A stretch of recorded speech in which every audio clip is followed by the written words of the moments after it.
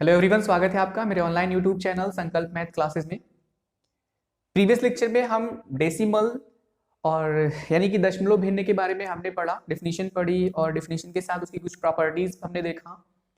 फिर हमने देखा कि पुनरावृत्त दशमलव भिन्न और अपुनरावृत्त दशमलव भिन्न कैसे होता है, उसकी डेफिनेशन भी हमने सीखी, जिसमें हमने ये सीखा कि पुनरावृत्त दशमलव भिन्न ऐसे भिन्नों को बोलते हैं जो दशमलव के तुरंत बाद यानी दशमलव के बाद की जो अंक होते हैं, अगर उनकी पुनरावृत्ति हो यानी वो अंक जो है वो बार बार क्या हो, दोहराए जाएं, तो ऐसी दशमलव भिन्न को पुनरावृत्त दशमलव भिन्न बोलते हैं। फिर हमने देखा कि पुनरावृत्त दशमलव भिन्न जो है वो दो तरीके की होती है, एक तो शुद्ध पुनरावृत्त दशमलव भिन्न और दूसरी होती है मिश्रित पुनरावृत्त दशमलव भिन्न, जिसमें शुद्ध दशमलव भिन्न जो है, शुद्ध पुनरावृत्त दशमलव भिन्न ऐसे भिन्नों को बोलते हैं जिसमें दशमलव बिंदु के बाद के हर एक अंक की पुनरावृत्ति हो, और मिश्रित दशमलव भिन्न जो है वो ऐसे दशमलव भिन्न को बोलते हैं जिसमें कुछ अंकों की पुनरावृत्ति हो और कुछ अंकों की पुनरावृत्ति ना हो।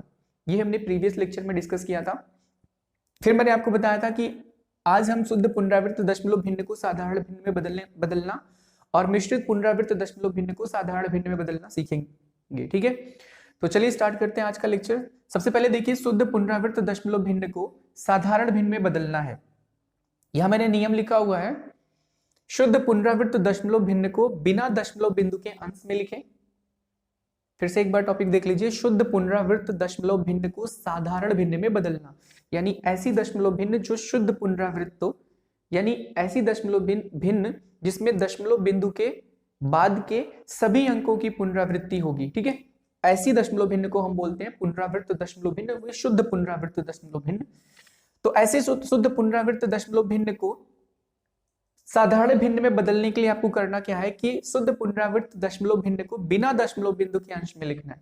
यानी जो भी आपको दशमलव भिन्न दिया जाएगा उसे दशमलव लगाए बिना ही अंश में लिखिए, तथा हर में 9 उतनी बार लें जितने अंकों की पुनरावृत्ति होती है। यानी हर में आपको 9 उतनी बार रखना है जितने अंकों की पुनरावृत्ति होगी। ठीक है, ये टॉपिक फिर से मैं बता दूं कि एज ए सब टॉपिक इस्तेमाल होता है। ठीक है, कई बार क्वेश्चंस डायरेक्ट आते हैं और कई बार सवालों के अंदर ही क्वेश्चंस इस तरीके से डेसिमल वाले रहते हैं। तो आप अगर इन सब चीजों के बारे में नहीं सीखेंगे तो उतनी आसानी से चीजों को सॉल्व नहीं कर पाएंगे। ठीक है, तो ये सब चीजें बेसिक हैं पर फिर भी बहुत इंपॉर्टेंट है। एग्जाम्पल मैंने यहाँ लिखा हुआ है, 3 क्वेश्चन से मैं यहाँ पे आपको बाय एग्जाम्पल चीजें समझा रहा हूँ। यहाँ देखिए 0.333 आप देख सकते हैं कि यहाँ पर 3 की पुनरावृत्ति हो रही है। इसके पहले मैंने आपको बताया था कि जो पुनरावृत्त दशमलव भिन्न है, जितने अंकों की पुनरावृत्ति होती है उसके ऊपर हम क्या लगाते हैं, बार। या एक चीज और आपने पढ़ा कि जितने अंकों की पुनरावृत्ति होती है, जहां से अंकों की पुनरावृत्ति शुरू होती है वहां उस अंक से उस अंक के ऊपर एक बिंदु, और जहां तक अंकों की पुनरावृत्ति होती है उस अंक के ऊपर एक बिंदु लगा देते हैं। तो यहाँ केवल एक ही अंक 3 की पुनरावृत्ति हो रही है, तो हम इसे 0.3 ऊपर एक रेखा खींच के बता सकते हैं, या 0.3 ऊपर एक बिंदु खींच के बना सकते हैं। ठीक है, तो इस तरीके से इसे रिप्रेजेंट कर सकते हैं। अब देखिए, अगर इसे आपको साधारण भिन्न में बदलना है तो यहाँ लिखा गया था कि जो शुद्ध पुनरावृत्त दशमलव भिन्न है उसको बिना दशमलव बिंदु के अंश में लिखना है, यानी उसे आपको बिना दशमलव बिंदु लगाए अंश में लिखना है। तो अगर हम दशमलव बिंदु को हटा दें तो हम क्या लिखेंगे, केवल 3 लिखेंगे। याद रखिएगा कि जितने अंक की पुनरावृत्ति हो रही है केवल उसी को लिखना है। ऐसा नहीं कि 0.333 है तो आप 3 लिखेंगे, ऐसा नहीं। केवल एक अंक 3 की पुनरावृत्ति हो रही है, इसलिए हमने यहाँ केवल 3 रखा। फिर बटे लगाइए, क्योंकि हर और अंश भिन्न लिखना है तो भिन्न में अंश और हर तो होता है, बीच में बटे का निशान भी होता है ना, तो इस तरीके से बटे लगाइए। तो 3 बटा, और फिर यहाँ देखिए 9 उतनी बार लें जितने अंकों की पुनरावृत्ति होती है। तो कितने अंक की पुनरावृत्ति होती है, केवल एक अंक की पुनरावृत्ति हो रही है ना, केवल 3, यानी केवल एक अंक की पुनरावृत्ति हो रही है, इसलिए इसके नीचे 9 केवल एक बार लिखा जाएगा। अगर आप इसे सिंप्लीफाई करना चाहते हैं तो 3 × 3 तरीके होता है 9, 1 बटे कितना हो गया 3। तो इस तरीके से आपने देखा कि 0.333 जो है, अगर आप उसे साधारण में भिन्न में बदलें तो उसका जो मान होता है वो 1/3 होता है। ठीक है, आगे देखिए यहाँ पर 0.676767, आप समझ गए होंगे कि यहाँ पर कितने अंकों की पुनरावृत्ति हो रही है, 2 अंकों की पुनरावृत्ति हो रही है, 6 और 7। आप इसे ऐसे भी लिख सकते हैं, या अगर पॉइंट लगा के लिखना चाहते हैं तो 6 और 7 के ऊपर इस तरीके से पॉइंट लगा सकते हैं।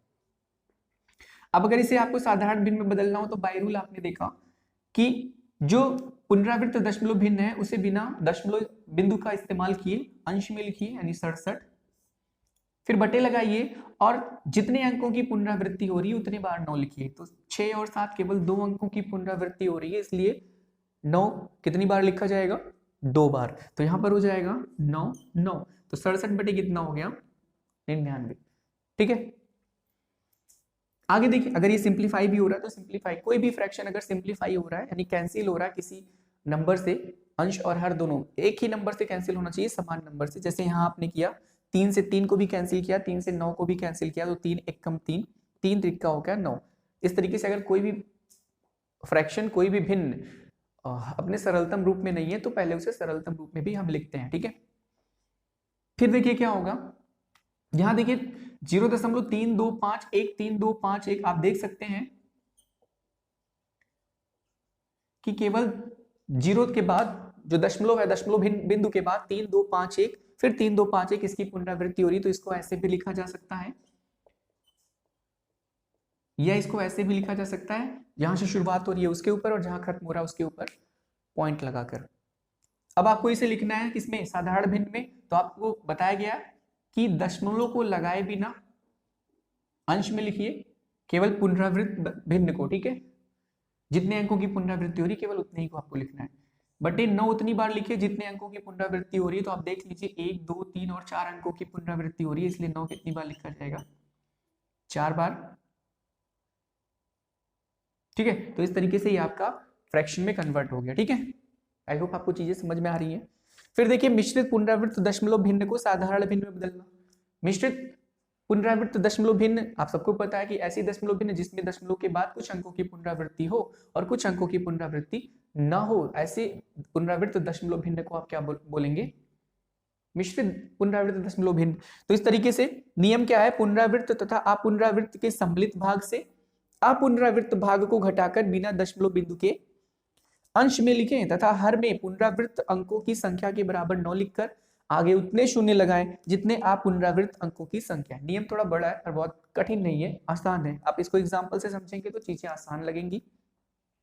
बोला है पुनरावृत्त तथा अपुनरावृत्त के सम्मिलित भाग से, यानी दशमलव के बाद जो संख्या आएगी, जितने अंकों की पुनरावृत्ति हो रही है जितने अंकों की नहीं हो रही है, उनके सम्मिलित भाग से अपुनरावृत्त भाग को घटा दीजिए, यानी जितने अंकों की पुनरावृत्ति नहीं हो रही है उसको माइनस कर दीजिए और हर में जितने अंकों की पुनरावृत्ति हो रही है उतने 9 लिखिए और जितने अंकों की पुनरावृत्ति नहीं है उतने 0 उसके आगे लगाइए। जैसे यहाँ देखिए एग्जांपल लिखा है 0.18 0.18, तो आप क्या करेंगे? यहाँ देखिए 1 की पुनरावृत्ति नहीं हो रही है, 8 की हो रही है, तो बाय रूल आपको क्या करना है?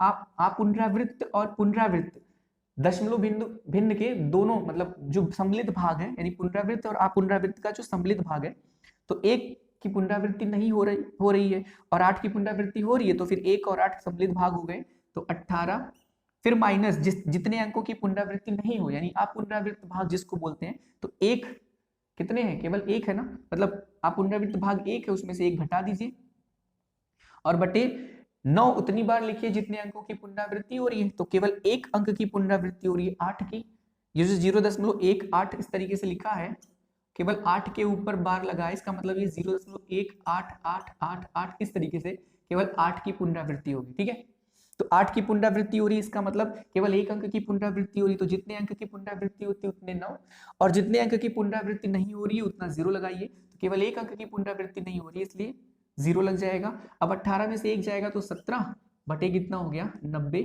और यही आपका क्या हो जाएगा? साधारण भिन्न। आई होप आपको चीजें समझ में आ रही हैं। ऐसे ये भी करना है, आप देख सकते हैं कि यहाँ पर 6 की पुनरावृत्ति हो रही है और 5 और 7 की पुनरावृत्ति नहीं है, तो अपुनरावृत्त और पुनरावृत्त के सम्मिलित भाग यानी 576 पूरे से माइनस करेंगे कितना? जितने भाग की पुनरावृत्ति नहीं हो रही यानी अपुनरावृत्त भाग, तो अपुनरावृत्त भाग कितना है? 57 है ये, और बटे जितने अंक की पुनरावृत्ति हो रही है उतने 9, तो केवल 1 अंक की पुनरावृत्ति हो रही है 6 की, और जितने अंक की पुनरावृत्ति नहीं हो रही है उतने 0, तो 2 अंक की पुनरावृत्ति नहीं हो रही उतने 0 आपने लिखा। अब 576 में से 57 को घटाएंगे तो 16 में से 7 जाएगा, कितना आएगा? 9, और फिर यहाँ बचा 6 में से 5 गए 1, तो ये हो गया 19, और यहाँ बचा कितना? 4, तो 400 नहीं 5 बचेगा, तो ये हो गया 519 और बटे कितना? 900, तो इस तरीके से आपने इसे भी बदल दिया किसमें, साधारण भिन्न में।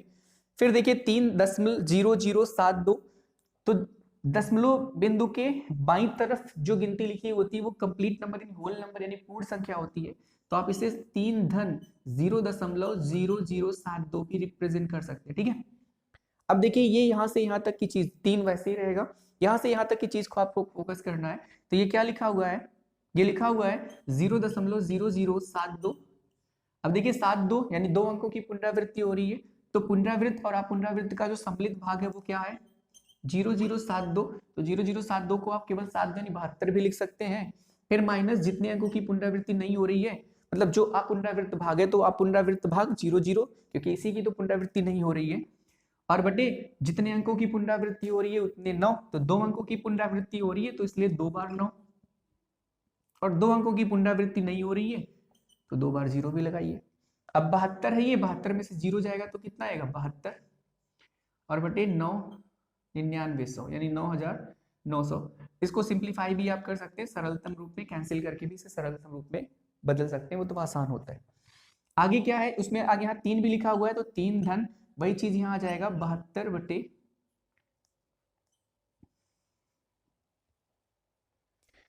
9,900।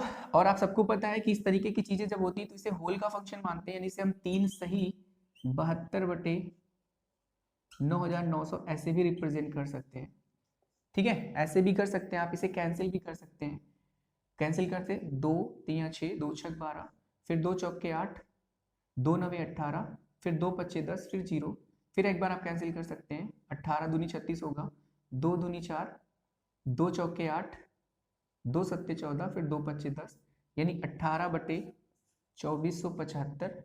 आगे यहाँ 3 लग जाएगा, तो ये भी आंसर है आपका और ये भी आंसर, इस तरीके से आप निकाल सकते हैं जो भी आंसर आपको मिले, ठीक है। आई होप आपको पुनरावृत्त दशमलव भिन्न को किस तरीके से साधारण भिन्न में बदला जाता है उसके दोनों केसेस के बारे में पता चल गया। यानी जब पुनरावृत्त दशमलव भिन्न शुद्ध पुनरावृत्त दशमलव भिन्न हो तो ऐसे में आप उसे साधारण भिन्न में कैसे बदलेंगे, और जब पुनरावृत्त दशमलव भिन्न जो है वो मिश्रित दशमलव भिन्न हो, मिश्रित पुनरावृत्त दशमलव भिन्न हो, तो उस केस में आप इसे किस तरीके से फ्रैक्शन में कन्वर्ट करेंगे। तो ये 2 कॉन्सेप्ट हमने आज की वीडियो में सीखा, और मुझे उम्मीद है कि आपको ये चीजें समझ में भी आई होंगी। अगर आपको ये वीडियो पसंद है तो इस वीडियो को लाइक शेयर और सब्सक्राइब जरूर करिए। अपने नेक्स्ट वीडियो में हम दशमलव भिन्न होता है उसका मासा और लासा किस तरीके से निकालते हैं ये चीज सीखेंगे। आज की वीडियो में ये 2 कॉन्सेप्ट हम सीखते हैं, तो मिलते हैं अपने नेक्स्ट वीडियो में, तब तक के लिए धन्यवाद।